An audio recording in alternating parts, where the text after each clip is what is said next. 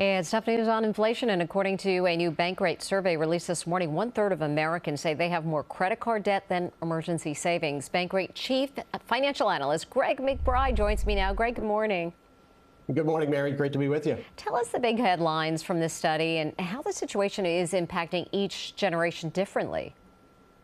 As you noted, 1/3 of Americans say that they have more credit card debt than emergency savings. It's a little bit better than what we saw the last couple of years, but it's still notably higher than anything we had seen from about 2011 through 2022. So, people carrying more credit card debt.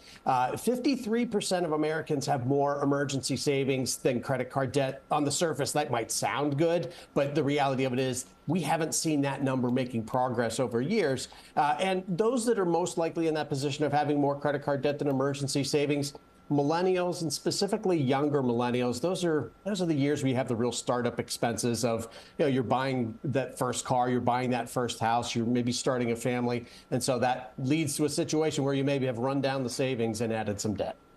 And for Americans who don't have any emergency savings, how are they most likely to pay if an unexpected cost comes up?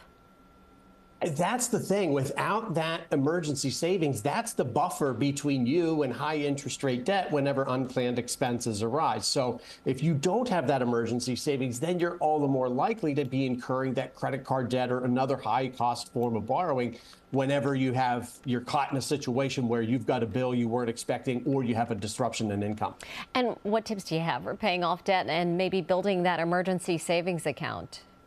Yeah, so many people, Mary, are in the position of they have both insufficient savings and juggling credit card debt. And they're like, well, where do I start? This is not either or. You can and should attack both of those at the same time. The way you do that, set up a direct deposit from your paycheck into a dedicated savings account. That accomplishes the savings automatically before you roll out of bed on payday morning. Then you can really focus on paying down that high cost debt. Start with your highest interest rate debt first. Take steps like cutting expenses. What can you do? Maybe a side hustle to bring in more income to really accelerate that. And take advantage of those 0% and other low rate balance transfer offers. That's a nice tailwind to have on the journey to debt repayment. And amid increasing costs for groceries and gas, U.S. inflation is also on the rise, we're learning. How does that impact Americans' ability to save?